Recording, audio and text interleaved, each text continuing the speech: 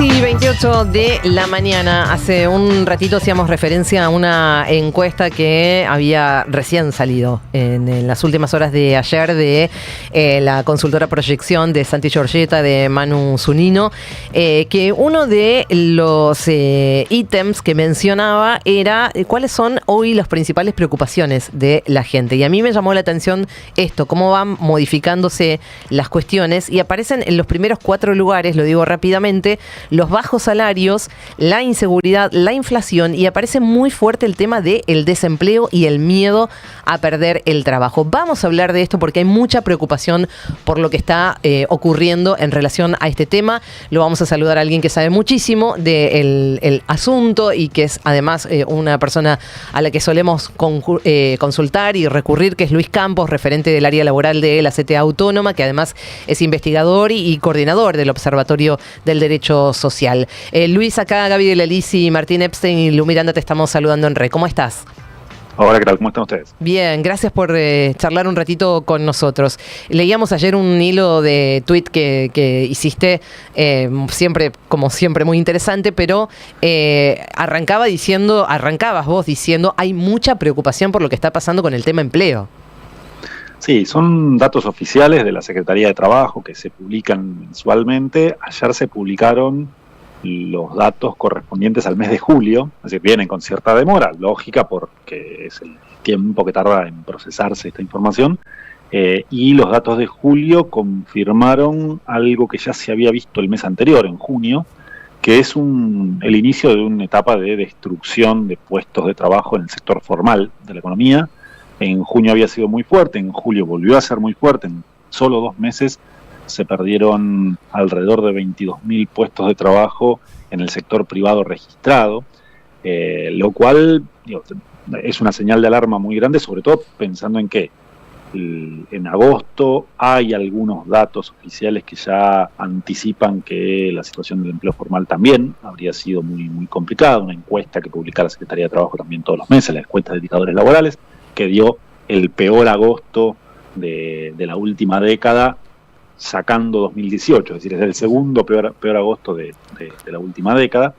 Y sobre septiembre y octubre no hay datos oficiales aún, está todavía muy pronto para poder hacer algún análisis, pero todo indica que en el mejor de los casos, y siendo extremadamente optimistas, la situación se habría sostenido en los mismos niveles. Nadie puede pensar que en septiembre y octubre haya crecido el empleo formal, más bien todo lo contrario, así que sí, va a ser un segundo semestre muy complicado en materia laboral, sobre un escenario base, es decir, sobre una situación previa que ya era muy complicada.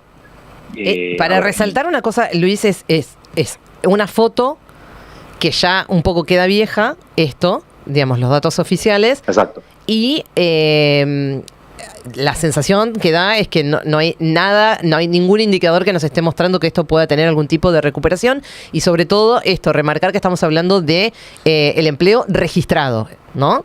Sí, los datos de la Secretaría de Trabajo son sobre la ocupación formal, es decir, la que hace aportes al sistema de seguridad social, ya sea porque tu empleador te paga un recibo de sueldo y ese recibo tiene aportes al sistema de seguridad social, porque trabajas en el sector público, o porque sos ocupado por cuenta propia y estás inscrito en el monotributo. Las 3 grandes categorías, hay algunas más por ahí, pero esas son las 3 más importantes.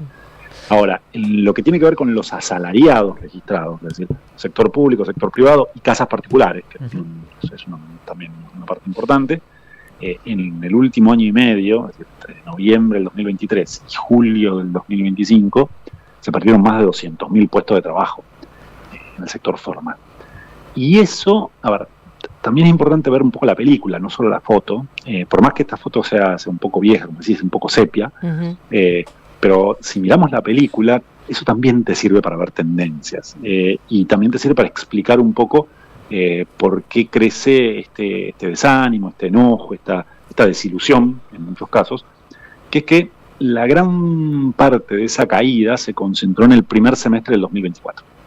Es decir, primer semestre de 2024 hubo una destrucción muy fuerte de puestos de trabajo que el gobierno vendía como producto de los ajustes que eran necesarios para reordenar la economía y poner a la Argentina de nuevo en una senda de crecimiento. Y esto muchas personas que votaron a este gobierno y otras que no lo votaron, pero que tenían alguna expectativa de que la cosa se reordenara y volviera a una senda de crecimiento, podían aceptar con cierta verosimilitud, con cierta creencia de que eso efectivamente era así.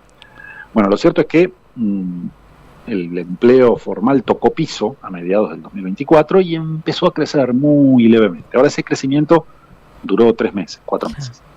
Y luego se estancó y entró en una fase destructiva de puestos de trabajo en junio. Con lo cual, en julio de este año, los últimos datos oficiales que tenemos, muestran que el empleo registrado en el sector privado está en niveles más bajos que los de septiembre del año pasado. Es decir, ya pasó todo ese periodo inicial de reacomodamiento de la economía y lo que empieza a mostrar este modelo es que es un modelo que no crea puestos de trabajo, que no demanda fuerza de trabajo. Y si esto lo relacionás con lo que está pasando con la actividad económica, una actividad económica que está planchada en 2025, es decir, no hay crecimiento económico, y de vuelta tenemos datos viejos, datos del segundo trimestre del 2025. Sí. Todo indica que el tercer trimestre, el que estamos transcurriendo ahora en la actualidad, va a ser el que terminó ahora en septiembre, en realidad, va a ser un trimestre también muy complicado en materia de actividad económica.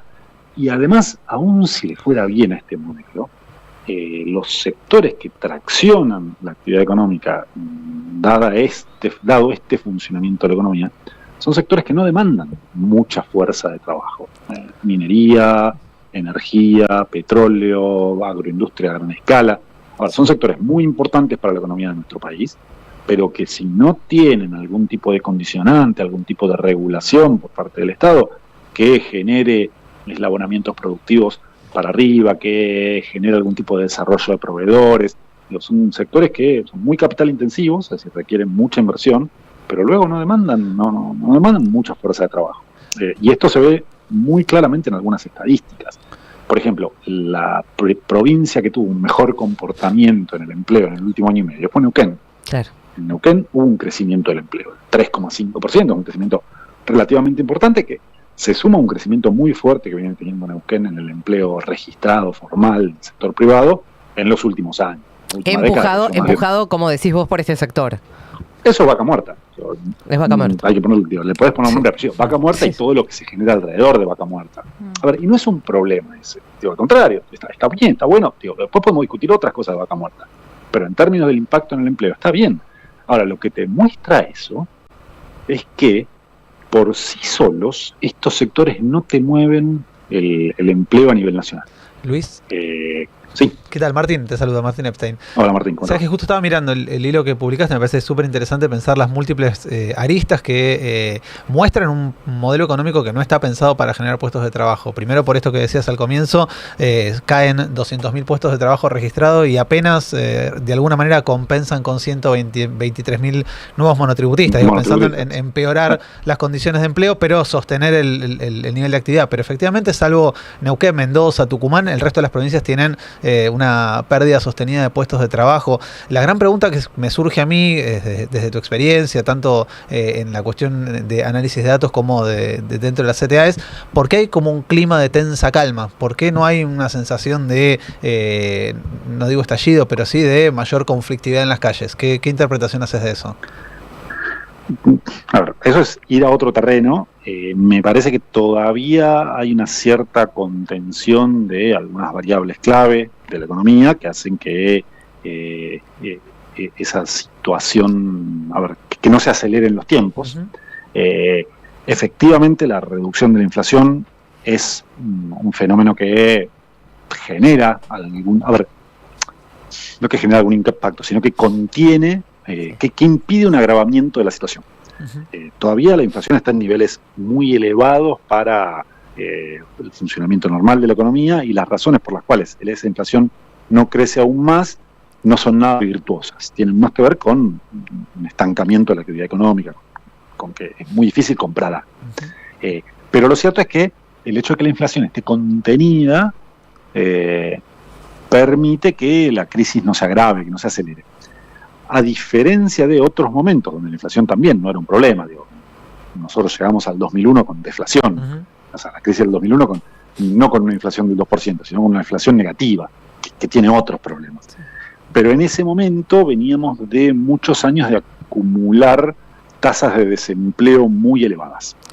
Entonces, en ese momento, el detonante no tenía tanto que ver con la evolución de los precios, sino con la imposibilidad de acceder a algún puesto de trabajo de una porción muy importante de trabajadores y trabajadoras. Además de la inconsistencia macroeconómica que tenía el régimen de convertibilidad por esos años.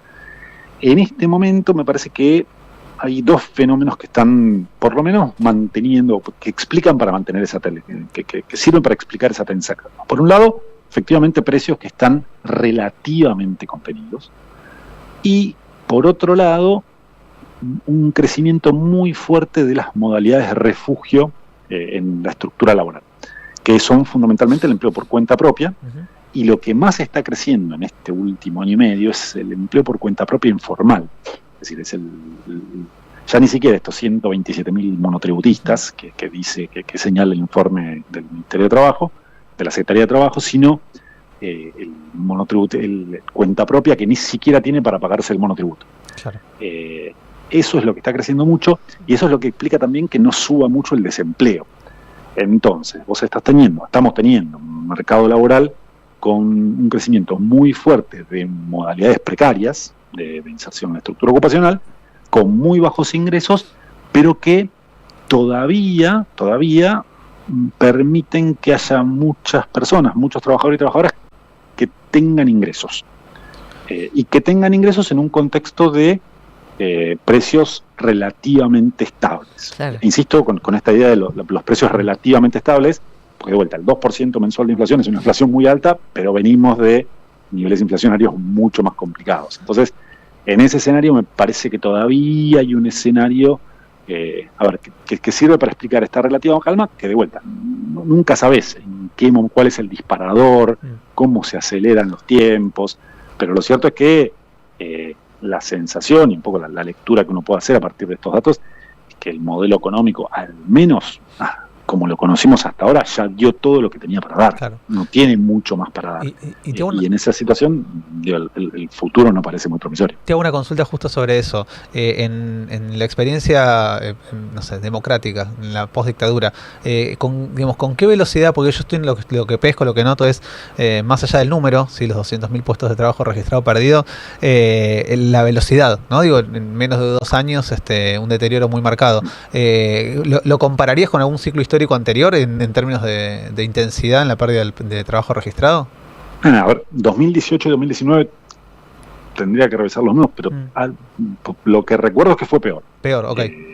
La crisis final del gobierno de Cambiemos, la intensidad de la destrucción de puestos de trabajo formales fue mayor que la actual, con menos absorción en las modalidades refugio. Claro. Es decir, el desempleo en ese momento creció bastante más. Saco de acá del análisis de la pandemia, porque me parece que la pandemia es otra cosa, es otro fenómeno.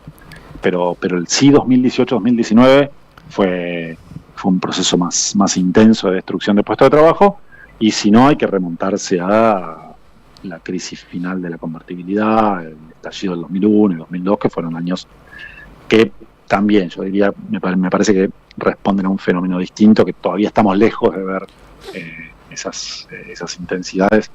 Claro. Muy lejos. Luis, te pregunto, digamos, desde mi observación de ciudadana de a pie, no tengo ninguna expertise en esta cuestión, pero da la sensación de que un poco lo que estás planteando vos ahí está relacionado también con los trabajos de plataforma que, digamos, pueden por lo menos amortiguar esto que por ahí no había tanto en el 2018 y muchísimo menos en la crisis de 2001, ¿no?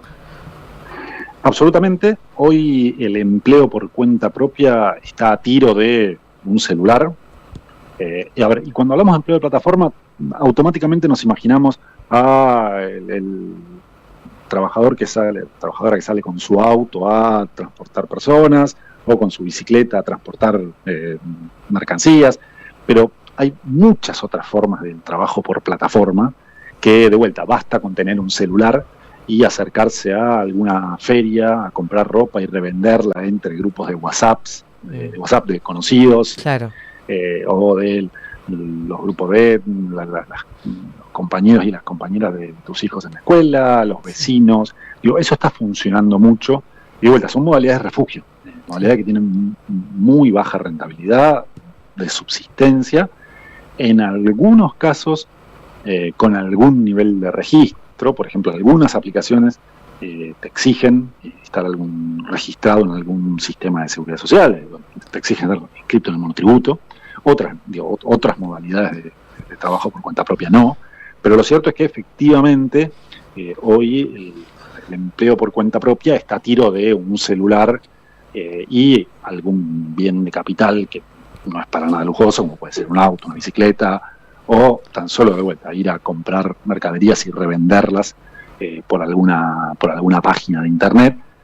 Pero lo cierto es que eso también tiene un límite, y es algo que, por ejemplo, todavía no lo podemos ver en las estadísticas, y es muy difícil verlo en las estadísticas, pero sí aparece en muchos, te diría, cuasi estudios cualitativos. Digo cuasi estudios porque todavía no hay ningún estudio formal, pero te aparece mucho en muchas declaraciones, muchas demandas de trabajadores y trabajadoras de estas plataformas que se empiezan a quejar porque, por ejemplo, los precios de la tarifa que le pone el dueño de la plataforma al viaje son cada vez menores. Y eso es porque cada vez hay más trabajadores en esa plataforma. Claro. Hay más oferta y menos demanda. O sea, menos gente que puede, por ejemplo, tomarse un Uber, un Cabify, lo que sea, y más gente que por ahí está necesitando de esta economía de refugio, como lo mencionás vos. Entonces ahí hay algo... Hagan la prueba de pedir un auto ahora, a cualquier lado. Tenés fíjense un montón. ¿Cuánto tarda en venir? Nada. Claro, y fíjense, llega un punto que, y ni que hablar, pensar en cuál es el costo de ese viaje y todo lo que ese trabajador, esa trabajadora tiene que sostener con el costo de ese viaje. Sí. De vuelta, vos pedís un Uber y te dicen 5.000 pesos al trabajador, al chofer no le quedan los 5.000 pesos, le quedan los 5.000 menos la comisión. Y con eso tiene que, por lo pronto, reproducir su capital, es decir, arreglar el auto si se rompe, cambiar una rueda, hacer la verificación técnica vehicular, pagar la patente. Y con lo que le queda de todo eso... Y las horas de trabajo invertidas también, porque esto es lo que estamos viviendo. No sé si vos y ustedes desde el observatorio también, digamos, han hecho algún trabajo en relación a esto. Entiendo que sí, en algún momento también ya lo habíamos hablado de la cantidad de horas de cómo se estiran la cantidad de horas que la gente tiene que invertir en trabajar para poder sobrevivir. Ese es un doble fenómeno que está dando. Por un lado, la extensión horaria, y esto en el caso del trabajo en plataformas es automático, porque acá no hay un empleador que te dice quédate a hacer horas extras. Sí. Acá es, bueno, yo antes con una jornada de 8 horas vivía más o menos razonablemente. Ahora ya con 8 horas no alcanza. Entonces hago 9, hago 10, hago 12. Le pido a algún otro integrante de mi familia que cuando yo vuelvo a casa salga ella con el auto a hacer otras horas, porque ya como está bajando esa tarifa y no acompaña, ya cada vez hace falta trabajar más tiempo para sostener niveles de ingreso. De hecho, esto, por ejemplo, no se ve cuando hacemos, por ejemplo, los análisis de pobreza. Porque pobreza es pobreza por ingresos. No importa si vos trabajás 8 horas diarias o 12 horas diarias. Si vos sostenés ingresos, eso hace que vos no caigas por debajo de la línea de pobreza. El otro fenómeno que va de la mano es el aumento del pluriempleo. Tal cual. Es decir, la cantidad de trabajadores y trabajadoras que tienen que recurrir a más de una ocupación para sostener niveles de ingreso. Que, de vuelta, son dos fenómenos que me parece que van de la mano, se complementan, porque cuando pensamos en trabajadores plenos de plataforma, ahí la extensión horaria es, de vuelta, es automática, está al alcance de la mano. En el caso del pluriempleo, lo que empieza a pasar es que incluso trabajadores y trabajadoras formales, es decir, que tienen un trabajo registrado, 8 horas, recibo de sueldo, paritarias, no les alcanza. Entonces, como no les alcanza, ¿qué hacen? Complementan ingresos con alguna actividad secundaria, que puede ser en muchas ocasiones a través de una plataforma. De las plataformas, exacto. Trabajo 8 horas. Trabajo 8 horas. Soy médico del Garrahan. Sí, no, esto lo estamos viendo en profesionales. Es una locura, Luis, lo que estamos viendo. Claro. Sí. Entonces, es parte de todo un proceso que, a ver, para sacarlo un poco del corto plazo. Focalizamos en análisis en este último año y medio porque es lo que nos toca, pero no es un problema que haya empezado en diciembre del 2023. Y eso también es importante ver. Es que ahí me parece que está el punto, Luis, de cómo hacer también para empezar a hablar y a debatir en serio de lo que debería ser un gobierno, digamos, que se autoperciba nacional y popular en relación a la creación de empleo, los desafíos que nos encuentran a toda la humanidad, digamos, en este contexto del avance de la tecnología, de la inteligencia artificial. Es un debate que evidentemente hay que dar, que no nos podemos hacer más los boludos en ese sentido.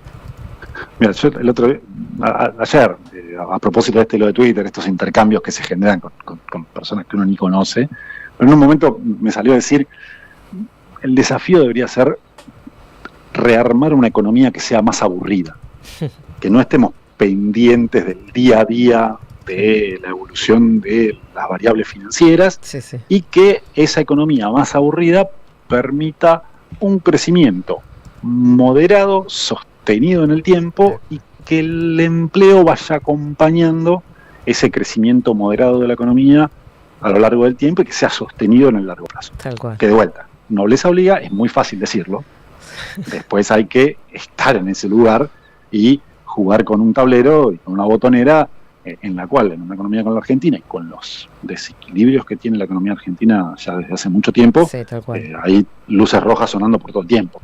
Pero de vuelta, me parece que hay un desafío ahí que tiene que ver con decir, bueno, ¿cómo hacemos para maximizar este crecimiento en el largo plazo? Y en ese mismo contexto, en ese mismo proceso, definir cuáles van a ser los sectores que van a ser los que lideren ese crecimiento en el largo plazo. Porque eso también, sin crecimiento no hay creación de empleo, pero con crecimiento por sí solo tampoco. Ese es otro de los desafíos que evidentemente hay que empezar a plantear, digamos, tratar de no estar atrapado todo el tiempo con la coyuntura, con esto que vos decís.